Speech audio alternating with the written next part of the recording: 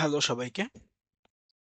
এর আগের ভিডিওগুলোতে আমরা দেখেছি আমরা কিভাবে ক্লাস, ব্যাচ, তারপরে শিফট এগুলো ম্যানেজ করতে পারি এবং গ্রুপ সাবজেক্ট সেটিংসটা আমরা কিভাবে ঠিক করতে পারি। হুম, ভিডিওর এই পর্বে আমরা দেখব যে আমরা কিভাবে ক্লাস সাবজেক্ট অ্যাসাইন করতে পারি এবং ক্লাস টিচার অ্যাসাইন করতে পারি।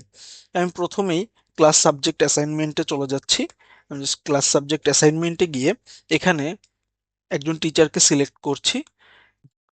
টিচারকে সিলেক্ট করার পরে এই টিচার কোন কোন সাবজেক্টগুলো পাবে সেগুলো আমরা এখান থেকে সিলেক্ট করে দিব।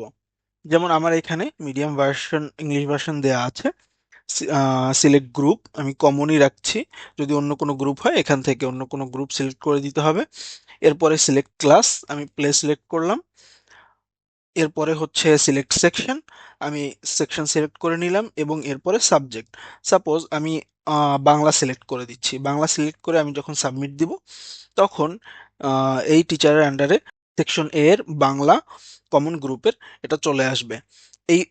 এরকমভাবে আমি যদি আরও একটি সাবজেক্ট সিলেক্ট করি তাহলে সে তার ওই সাবজেক্টটিও চলে আসবে। আমি যদি অন্য কোনো একটা ক্লাস সিলেক্ট করি, আমি যেমন ওয়ান সিলেক্ট করছি, ওয়ান সিলেক্ট করে সেকশন সিলেক্ট করলাম এবং ওয়ানের আবার আমি হচ্ছে বাংলা দিলাম।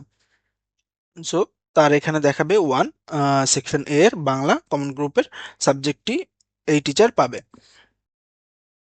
এভাবে আপনারা ক্লাস সাবজেক্ট অ্যাসাইন করতে পারেন এবং যদি কোনো সাবজেক্ট ডিলিট করতে হয় জাস্ট এই ডিলিট বাটনে ক্লিক করতে হবে এবং ওকেতে ক্লিক করলে সেটি চলে যাবে। এবার আমরা দেখব কিভাবে আমরা ক্লাস টিচার অ্যাসাইন করতে পারি। তো ক্লাস টিচার অ্যাসাইন করার জন্য আমরা এই যে ক্লাস টিচার অ্যাসাইনমেন্ট এখানে চলে যাব এবং এখানে আমরা গ্রুপ সিলেক্ট করব। আমি কমন সিলেক্ট করলাম এবং আমরা মিডিয়াম সিলেক্ট করব। এরপর আমরা শিফট সিলেক্ট করব। আমি মর্নিং শিফট সিলেক্ট করলাম। এরপর এইখানে আমি প্লেতে সাপোজ আমাদের আহসানুল হক এই স্যারকে দেয়া আছে প্লে প্লে ক্লাসে। তো আমি নার্সারিতে অন্য একজন টিচারকে জাস্ট এখান থেকে সিলেক্ট করে দিলাম। জাস্ট টিচার সিলেক্ট করে দিলেই আম, সে ক্লাস টিচার হিসেবে সিলেক্ট হয়ে যাবে। এখান থেকে আপনারা চাইলে কিডস, বয়েজ, গার্লস এই গুলো সিলেক্ট করে দিতে পারেন, যে এটা কোন সেকশনের হবে। এরপরে আমরা দেখব হেড অফ সেকশন।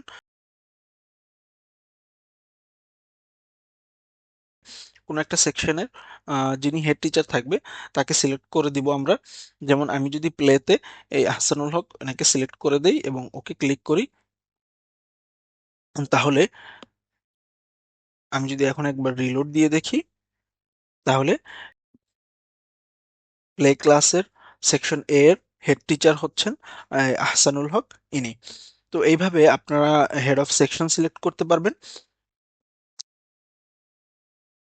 মোটামুটি এই সবগুলো সেটিংস আপনাদের ওকে থাকলে ক্লাস এন্ড ব্যাচ ম্যানেজমেন্টের মধ্যে, তাহলে অন্যান্য জায়গাতে যেখানে ক্লাস, ব্যাচ এবং সেকশন নিয়ে কাজ করতে হবে সেই সকল জায়গাতে আর কোনো ধরনের প্রবলেম হবে না আশা করি। তো আপনারা এই ভিডিও ফলো করে এইভাবে আপনাদের ক্লাস এন্ড ব্যাচ ম্যানেজমেন্টের সকল সেটিংসগুলো ঠিক করে নেবেন।